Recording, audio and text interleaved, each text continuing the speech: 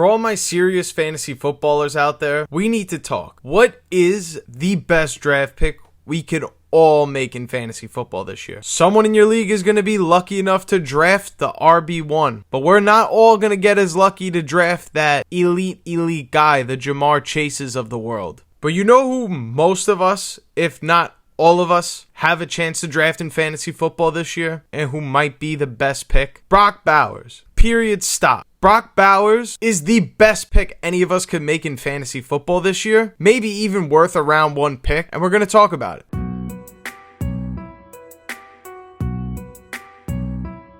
Why is Brock Bowers the best fantasy football pick? He doesn't score the most. He's arguably doesn't play one of the 2 or 3 most important positions in fantasy football. And if your argument in the comments section was going to be that it's all about points, then you might as well just click off of this video, because quarterbacks score more points than any position. But in a 1 quarterback league, not that many quarterbacks go in the first 2 rounds. Brock Bowers provides positional advantage in fantasy football, which is going to make him an extremely great fantasy asset for us to have in 2025. Sure, you can argue that Trey McBride and George Kittle on a fantasy points per game basis were better than Brock Bowers, but before I go any further and discuss, I want to rule out why George Kittle is not even in the conversation for me. We know this guy doesn't stay healthy over the course of a full season. That's going to hurt you. We need somebody who's going to play every single week for us. And now I know what the comment section is going to tell me. Trey McBride was right there in terms of fantasy points with Brock Bowers. He just didn't have the touchdowns. Trey McBride also had a higher usage rate, a higher target rate. So why am I even saying Brock Bowers over Trey McBride then? Trey McBride will be right up there in terms of points, but this is more of Brock Bowers is a positional advantage in fantasy that you're not going to get if you go the traditional route of grabbing a running back wide receiver or 2 wide receivers with your first 2 picks. They don't score the most points, fantasy football tight ends. But when you have a great one, they're so much better than whatever else your league mates are putting out in terms of a lineup. If we can mitigate how many middle round draft picks we use as a fantasy team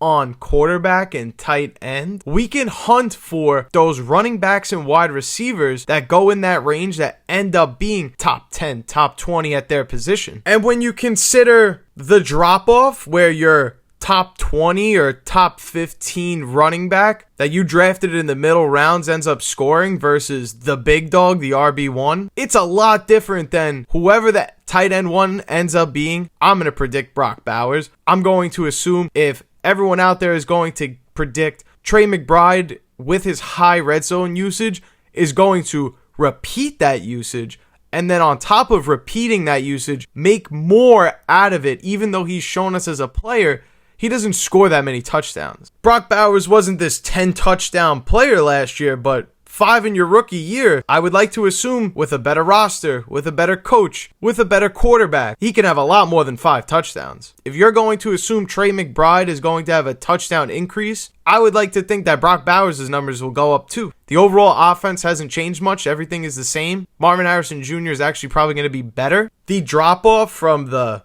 8th best tight end to the best tight end, and that middle round running back that you would have took versus the guy you would have took in the first round, the biggest point differential is between the tight ends, because that elite one is going to score a lot more than the guy that just sneaks into tight end 1 territory. And like I just previously mentioned, there's no reason for me to believe that Brock Bowers won't be even better than what his rookie season was. Before the bye week, he was averaging 8 targets a game, and after the bye week, so weeks 11 and on, Brock Bowers was averaging 10 targets per game. That's what your wide receiver 1 is supposed to do. Yes, Trey McBride also rivals those numbers in terms of targets, but I'm getting touchdowns with Brock Bowers.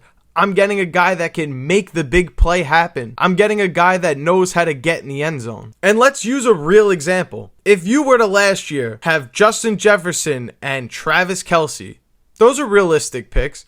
You had a top 5 tight end. It was a disappointing year, but you still used an early pick on Travis Kelce, and you got Justin Jefferson. Total, that's 512 fantasy points. Phenomenal. If we grab Brock Bowers with an early round pick this year, so let's use Brock Bowers as an example. We're going to use one of our first 2 picks on him, and we hit on the late round wide receiver that ends up panning out. Let's use last year's JSN, for example. You probably would have gotten him in the 6th, 7th, 8th round, and that would have been where you took a quarterback or tight end, right? Not by much, but that Brock Bowers JSN duo outscores the Justin Jefferson Travis Kelce stack. And who's to even say that you grabbed the tight end 5 on the year? Maybe you grabbed the tight end 7 or 8. And yeah, you could say I'm picking straws. JSN was best case scenario. You could have grabbed Terry McLaurin with a middle round draft pick. So if we focus up on middle round draft picks and guys that we believe that can actually hit, oh, wait a second. My video was about middle round gems that we need to draft in fantasy. But let's use an even lighter example. Cortland Sutton and Brock Bowers. If you grab a middle round wide receiver and a high end tight end, you're basically rivaling the stats of a Justin Jefferson and middle round tight end. Justin Jefferson and Kelce have the advantage slightly, but by splitting our points into 2 players that are equally as capable of popping off, we're ridding our fantasy football team of guys that could either boom one week or bust another. By using this strategy of grabbing Brock Bowers or the high-end tight end, we have more opportunities for our team to potentially pop off and have different players carry our week in fantasy. That's just some food for thought. Me personally, I've never been a fan of drafting the tight end early, but when you look at the usage of what Brock Bowers and Trey McBride are doing in the NFL, they're basically wide receivers. And it feels like just because their position says different or it's differently color-coded on the Sleeper app, we don't treat them with the same respect that the legit wide receiver ones get. Let me know what your thoughts are in the comments. Thank you guys so much for watching. Smash that like button for your boy if you enjoyed. If you're new, you like fantasy football content, make sure you subscribe down below. But that's all I got for you guys today. My name is Turtle, this is Outlier Fantasy, and I will see you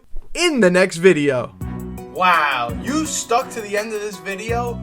Thank you so much. If you're new here, make sure you check out one of these videos on the screen right now.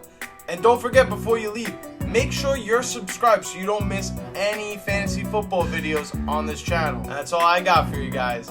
I'll see you in the next one.